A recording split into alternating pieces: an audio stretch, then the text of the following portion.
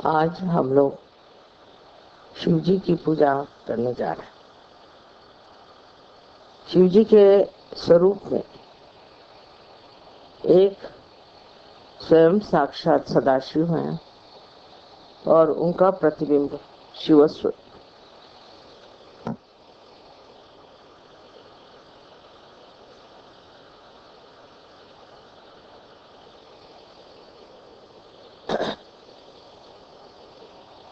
ये शिव का स्वरूप हमारे हृदय में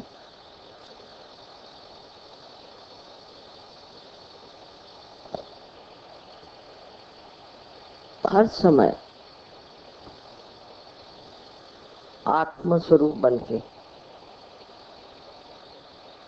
स्थित है। ये मैं नहीं कहूंगी कि प्रकाशित है। जब कुंडलिनी का जागरण होता है तो ये शिव का स्वरूप प्रकाशित होता है और वो प्रकाशित होता है हमारे नसों में। चैतन्य के लिए कहा मेदे स्थिति। प्रथम इसका प्रकाश हमारे मस्तिष्क में, ब्रेन में पहली मर्तबा हमारा हृदय का और हमारे मस्तिष्क का या ब्रेन का योग घटित होता है। नहीं तो सर्वसाधारण तरह से मनुष्य की बुद्धि एक तरफ और उसका मन दूसरी तरफ दौड़ता है।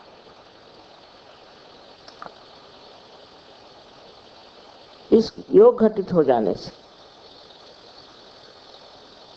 जो प्रकाश हमारे अंदर आत्मा से प्रकटित होता है वो चैतन्य स्वरूप बन के हमारे हाथों से और तालू से प्रवाहित होता है। ये तो आप लोग सब कुछ जानते हैं, पर आगे की बात समझने की यह है कि जब ये प्रकाश हमारे अंदर आता है तो धीरे धीरे हम देखते हैं हमारी जिंदगी बदलने लगती। हमारे अंदर का क्रोध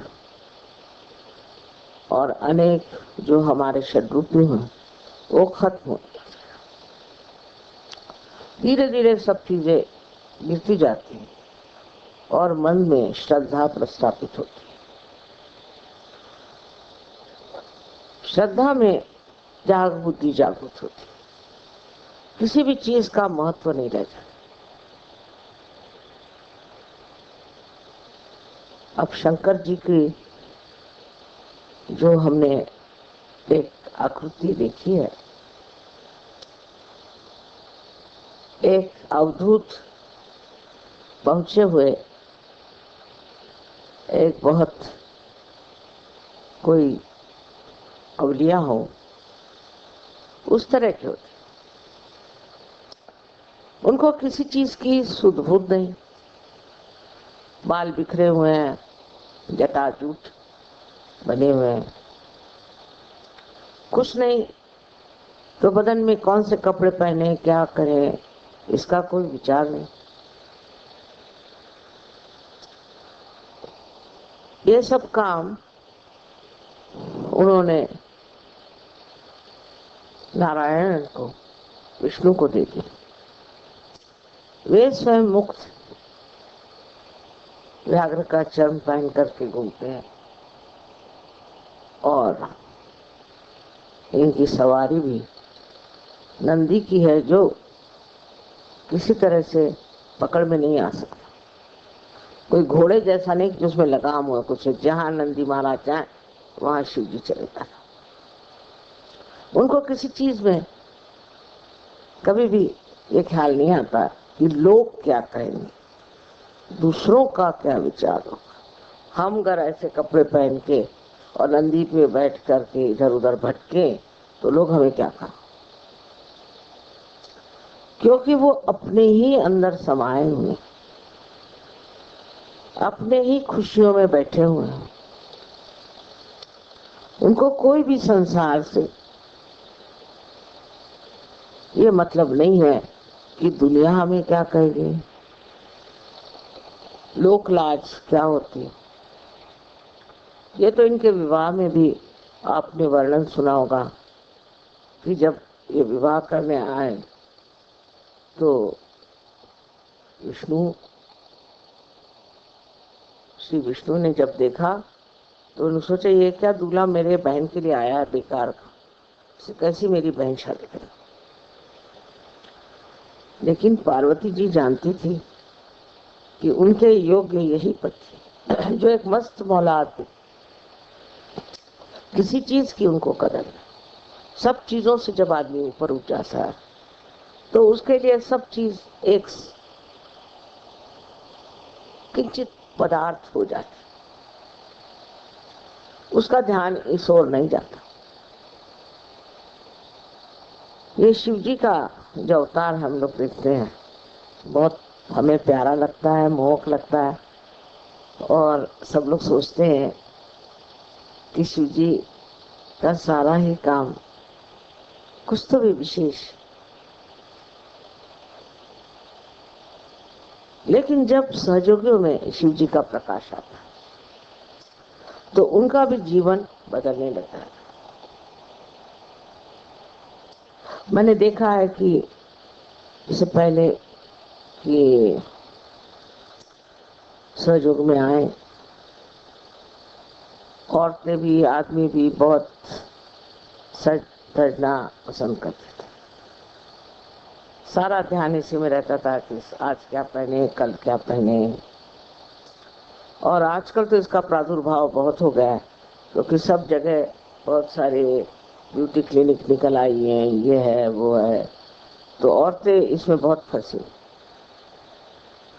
पर जब अंदर से निखार आपके सौंदर्य का इस प्रकाश से आता तब इन सब चीजों का कोई महत्व नहीं।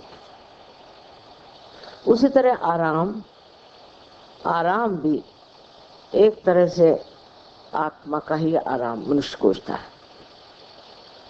अपने आराम से दूर रहता है। इसमें जो परदेसी लोग हैं इनको देखिए, ये बड़े बड़े घरों में रहते हैं, इनके पास मोटरें हैं, सब कुछ रईस हैं, पर यहाँ आते हैं तो हर जगह समाये रहते। लेकिन हिंदुस्तानियों का ये हाल नहीं। हिंदुस्तानी अब भी जहाँ जाते हैं उनको बाथरूम चाहिए अटैच्ड, पता नहीं और दुनिया भर की चीजें। अभी तक इससे उठ नहीं पाया। स्वभावतः मुझे आश्चर्य होता है कि अपने गरीब देश में भी लोगों में अभी काफी कामनाएं बची। बड़ी आश्चर्य की बात। अभी लोगों ने कहा कि माँ एक आश्रम के लिए बड़ी सी जगह लेना। हमारे हिंदुस्तानी कभी आश्रम में रहते नहीं। अभी ये आश्रम हम लोगों ने लिए जब बनाया, ये मेहनत से खर्चा करके, इसमें रहने के लिए कोई तैयार नहीं। हमने कहा बाबा हम तुमको तनख्वाह देते हैं, तुम रहो, नहीं तैयार। मेरा जो जन्म स्थान है छिंदवाड़े में, उस घर के लिए इतना रुपया पैसा खर्चा किया, और मैंने कहा जो रिटायर्ड हो गए वहां रहे, बड़ी अच्छी आबो हवा है, हिल स्टेशन है, कोई तैयार नहीं। सब अपनी आराम के सोचते। इन लोगों में बात नहीं है, ये लोग आश्रमों में बहुत सुख से। मेरा घर, मेरी जगह, मेरी बीबी, खाना बनना चाहिए इस तरह से, यही खाना खाएंगे। हम लोग इतने स्वाद में उलझे हुए हैं, इन लोगों में ये स्थिति नहीं। हिंदुस्तानी खाना भी शौक से खाते हैं, लेकिन मुझे मालूम है जब हिंदुस्तानी आते हैं कबेला तो अपनी रोटियां पराठे बांध के लाते हैं, अचार वचार लेके आते, क्योंकि उनके जीभ से नहीं उतरेगा। अभी तो जीभ में ही सब फंसा हुआ है।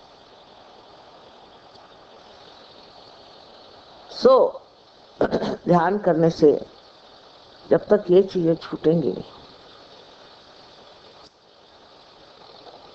तो आप धर्म से परे नहीं जा सकते।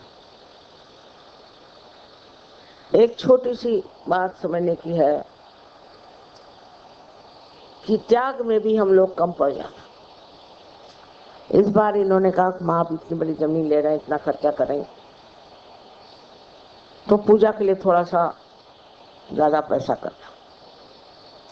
न जाने कितनी चिट्ठियां मेरे पास आए कि आप पूजा का पैसा कम कर दीजिए, पूजा का पैसा कम कर दीजिए, पूजा। अरे भाई, एक बार दिल्ली में ये पूजा हो रही, उसमें भी चिट्ठियों पे चिट्ठियां, पूजा का पैसा। पान खा करके लोग फेंक देंगे, लेकिन पूजा में जरूरी पैसा। आपसे कभी हमने कोई पैसा नहीं लिया, सारी चीजें अपने ही दम पर सब करी। लेकिन इतना सा भी कहते ही, देखिए आज आधा मंडप खाली, क्यों? क्योंकि पूजा का पैसा नहीं देना। और फोन करते हैं कि हमारा पूजा माफ कर दीजिए, हमारी पूजा। अरे भाई, कोई आप कम नौकरी हो ऐसा नहीं, हमारे पति देंगे, मैं नहीं दूंगी। मुझे बहुत आश्चर्य होता है। अभी अगर कोई अवघड़ गुरु होते तो आप लोगों को सबके बाल मुंडा करके और आपको गेरुआ वस्त्र पहना के सर के बल खड़े करते। लेकिन मैं ये नहीं चाहती, क्योंकि सहज की बात है, सब चीज सहज में आना चाहिए। हमने बहुत लोगों को त्याग करते अपने जीवन में देखा, पर आजकल लोगों में वो मैंने देखा नहीं। हमारी माँ का मुझे मालूम है कि 6 साड़ियों से 7वीं साड़ी उनके पास हो जाए तो दे डालती।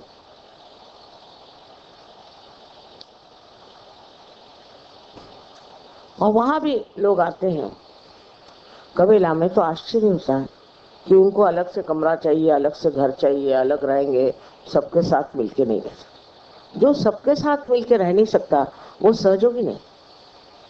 वो अभी भी सोचता है कि मैं कोई विशेष हूँ, मेरा अलग सब इंतजाम होना चाहिए। वो सहयोगी हो नहीं सकता,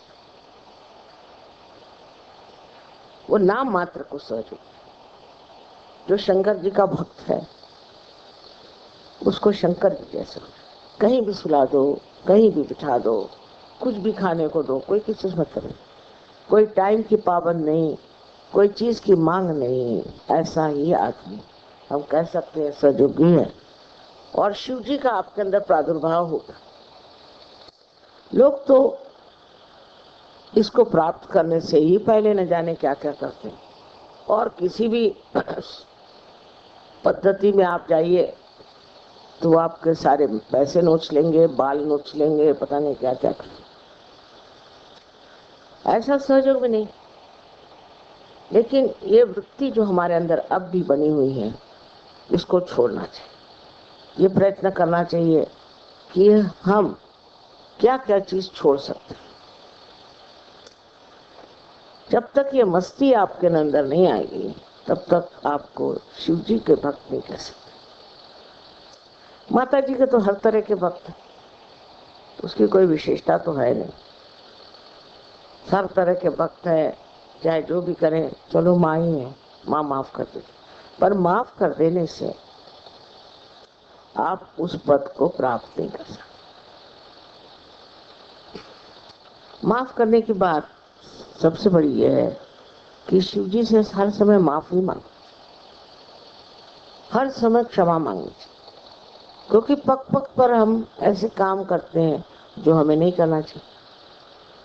उनसे क्षमा मांगनी चाहिए कि हे शंभो, हमें क्षमा कर दो, हम ये गलती करते हैं, वो गलती करते हैं, हमारे अंदर ये जरूरतें, हमारे अंदर वो जरूरतें हैं, हमको ये चाहिए, हमको वो चाहिए। जब तक चाहिए अपने अंदर है तब तक आप परमात्मा से क्षमा मांगे। और ये मेरा घर, मेरी बीवी, इस तरह की एक अधिकार की भावना जो हमारे अंदर है, इसको जब हम नहीं तोड़ सकते तो हम शिव जी के भक्त हैं। इस मामले में आश्चर्य की बात है कि प्रदेश के लोगों ने तो इतना पा लिया, जिन्होंने कभी सुना भी नहीं था शिव जी का नाम, और हम लोग अब भी उसी में चिपके हुए हैं। और उसी को इतना मानते हैं। शिव होने का मतलब यह है कि सर्वथा दुनिया भर की जो हमारे अंदर लोलुपता है, जो हमारे अंदर नफरत, जो हमारे अंदर दुष्टता है, उसको छोड़। पर मनुष्य सहज के अपने आने पर भी अपने को देख नहीं पाता। मैंने सुना एक सास है अपने बहू को सता रही, और मैंने कहा तुमको क्यों सता रही?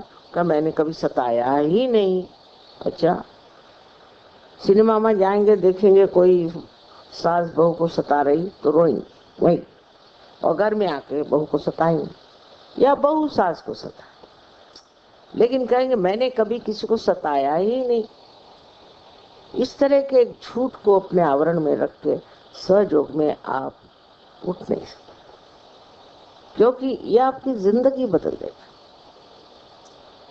इससे तो आपका सोना हो, और सोने पे कोई कलंक लग ही नहीं सकता, उस पे कोई चीज चढ़ ही नहीं सकती। वो अब आप हो गए हैं, उस स्थिति को प्राप्त करें। अब भी क्यों ये गुलामी दुनिया भर की चीजों की। यही कुंडलिनी का वैशिष्ट्य है कि ये आपको पूरी तरह से सफाई में डाल। सेवा, हाँ भाई सेवा भी करना चाहिए, और मुझे तो कोई आपकी सेवा खास चाहिए नहीं, मैं खुद ही मस्त मौला हूँ, मुझे क्या आप सेवा देंगे। सिर्फ ये है कि आप अपने अंदर ये मस्त मौला बन जाए। एक आनंद में विभोर रहने पर ये सोचना चाहिए कि ये सब चीजें कुछ तो आनंद ही के लिए है, और वो आनंद हमको अगर मिलता ही है बगैर कुछ किए तो ये सब करने की क्या जरूरत। बहुत कुछ सोचने पर मैं इस नतीजे पर पहुंची हूँ कि सहज जो है वो है तो बहुत सरल, और इसीलिए बहुत कठिन। अगर कोई डंडा लेके खड़ा हो और कहे कि अब चलो सब बाल मुलाओ, गेरुए वस्त्र पहनो, 14 दिन तक भूख हड़ताल, हो गया, उसमें ठीक हो जाते। पर जो सहज है उसको अपने हृदय से, अपने मन से, अपने बुद्धि से स्वीकार करके, और उसमें अपनी ही ताड़ना करना, अपने ही को ठीक करना। मैं ऐसा क्यों करता, ऐसा मुझे करना चाहिए क्या, इसमें बहुत कुछ छूट जाएगा। और इससे एक तरह से आप अपने को पाइएगा कि आप समर्थ हैं, आपको कोई चीज की गरज नहीं, आपको कोई चीज की इच्छा नहीं, आप बैठे हैं आराम से। और आश्चर्य की बात है कि जब चैतन्य ये जानता है कि आपको कोई चीज की गरज नहीं, तो आपके सामने थाली परोस कर, हो सकता है प्रलोभन के लिए, हो सकता है, फिर देखेगा आपको क्या। कोई आपकी जरूरत ऐसी है ही नहीं जो पूरी नहीं कर सकता, पर इसमें थोड़े से लगन होनी चाहिए। आज शिव जी का हम लोगों ने इतना आवाहन किया हुआ, और उनको तो ऐसे लोग अच्छे लगते हैं। उनमें हमें यही फर्क है कि हमें सब तरह के लोग अच्छे लगते हैं, उनको नहीं। उनको ऐसे ही लोग अच्छे लगते हैं जिन्होंने ये सब व्याप छोड़ दिया। ये सब उपाधियां हमारे अंदर, एक एक चीज में कि भाई कपड़े ऐसे पहने, नहीं पहने तो क्या क्या हो जाएगा। लेकिन हमारे यहाँ सन्यास बाह्य का नहीं माना जाता, अंदर से आप संन्यास्त हो, और संन्यास्त होने पर कोई भी चीज की कामना ही नहीं रह जाती, जहां है वहीं मस्त। पहले नाथ लोग थे, वो भ्रमण करते थे, दुनिया भर में जाते थे, और उन्होंने बहुत कुछ लोगों को शिक्षा दी। मैं तो आश्चर्य हुई कि ये लोग कहाँ कहाँ पहुंचे थे। कोलंबिया मैं गई थी तो वहां पता हुआ कि बोलीविया में ये लोग आए थे। अब कोलंबिया में अगर आप जाएं तो हवाई जहाज में ये चक्कर आने लगते, इतना ऊंचा है। और उस वक्त तो सब पैदल ही लोग जाते होंगे, तो ये गए कैसे होंगे ये समझ में नहीं आता। रशिया में, रशिया के और भी देशों में इनका भ्रमण हुआ। और कैसे करते थे, कहाँ रहते थे, क्या पहनते थे, कुछ पता नहीं। जो कि वो दशा आ जाती है फिर कि आप एक चमत्कार पूर्ण इंसान। जैसे हम जानते हैं शिरडी के साईनाथ, वो कहीं भी उद्भव होता है, कहीं भी आते हैं, कहीं भी किसकी मदद कर देते हैं। लोग कहते हैं कि माँ हमने तुमको देखा, हाँ देख सकते हैं, क्यों नहीं। ऐसे लोग अमर हो जाते हैं, क्योंकि उनके मारने वाली जो वृत्तियां खत्म हो गई, फिर वो अमर हो जाते। और यही अमरत्व को प्राप्त करना ही शिव जी की पूजा है।